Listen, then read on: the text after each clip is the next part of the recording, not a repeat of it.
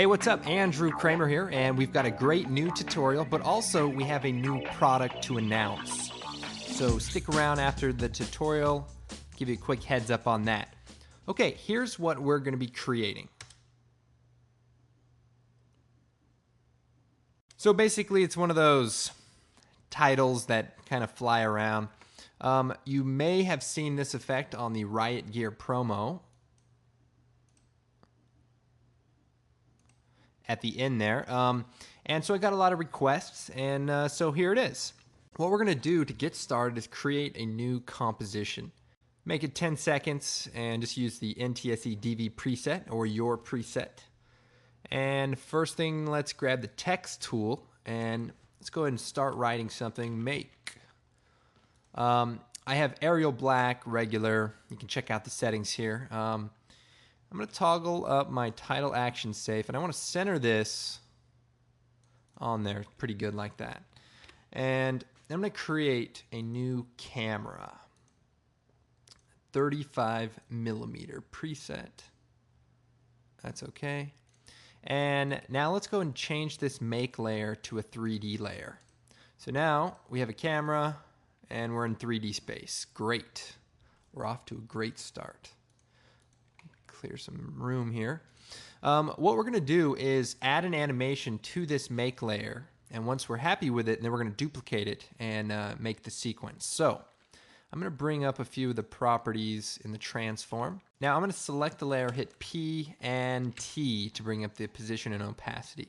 Now we can move this around in 3D space like so. Okay, I'm going to set a position keyframe at the 0 point for the layer, and we want to go on the XYZ axis and just pull it forward. Now if you hold down Shift, it'll go a little faster and you can just make easier adjustments that way.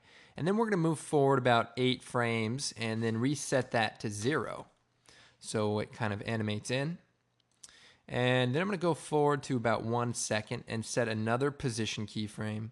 And again, forward about 10 frames. And now we want to kind of push this off far away. Perfect. Now, in addition to it going far away, we also want it to fade out. So I'm going to set an opacity keyframe and fade it out to 0. Easy enough.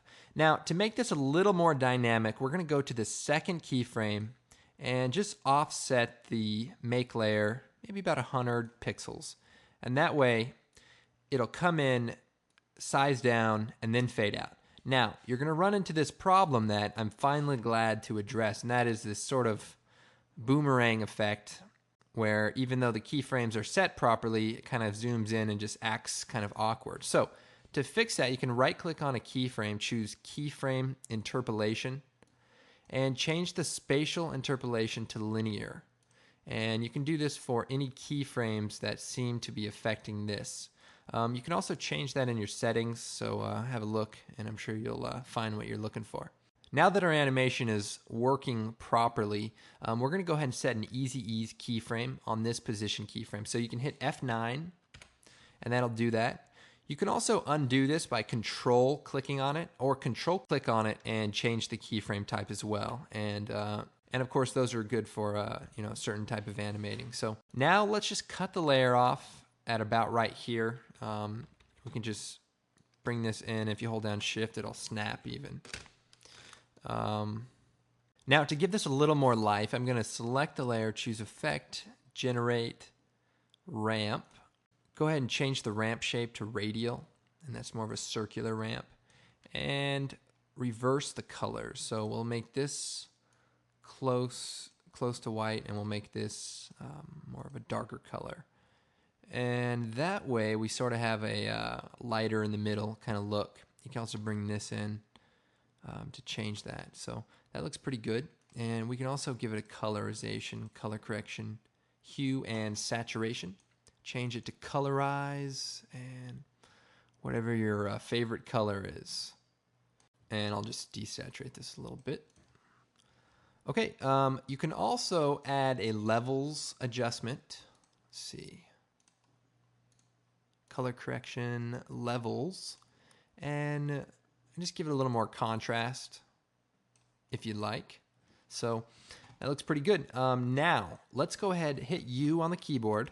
That way you can see the keyframes. And we're going to duplicate this layer. You can also do Control D, and we'll do 4 times.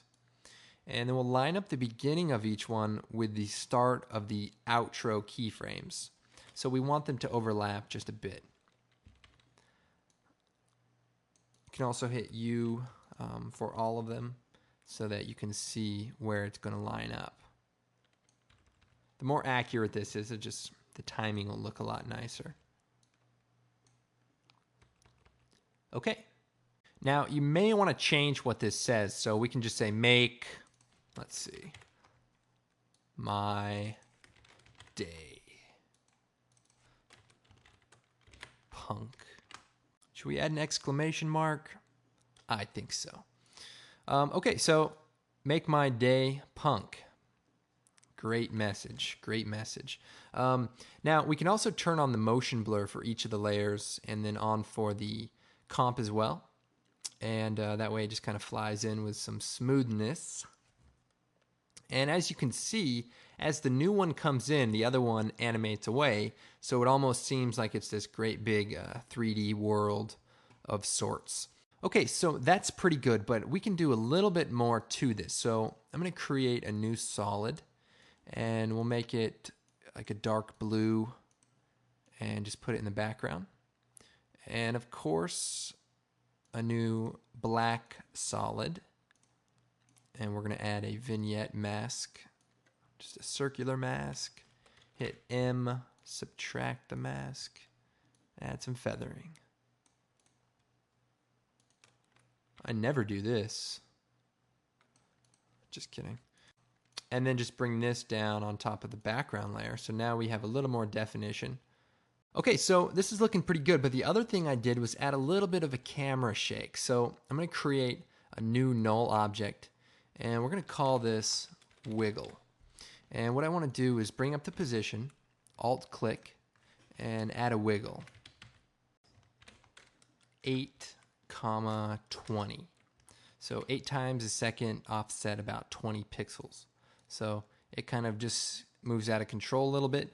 Then what we want to do is take the camera and parent it to this wiggle. Now, the wiggle layer needs to stay two-dimensional, so don't turn on the 3D layer switch, otherwise the camera is going to move in Z space and it'll look a little awkward. In this case, though, it should work pretty well. So now we come to the second part of this video, and that is the big announcement. What we have is a new product called Designer Sound Effects. And basically what this collection is, you can obviously read up on this, and there's a link on the tutorial page. This is a collection of those cool, hard-hitting sound effects that you hear in movie trailers. So all of those effects, the swishes and the hits and the drum buildups, they're all part of this collection, and every sound is separated into separate files so you can mix them together, add hard hits to your own music tracks, add cool ambient sounds, and a bunch of other cool things. We're going to have some more information about the product coming soon, but available Monday, June 18th. So put that on your calendar, and of course we will have a complete list of everything that's included as soon as it's complete. Anyway, my name is Andrew Kramer, and I thank you guys always for coming out to videocopilot.net and checking out the new tutorials. Hope you guys found this one useful. And of course, you can get the project file for this as well. So anyway, take care, everyone, and we'll see you next time.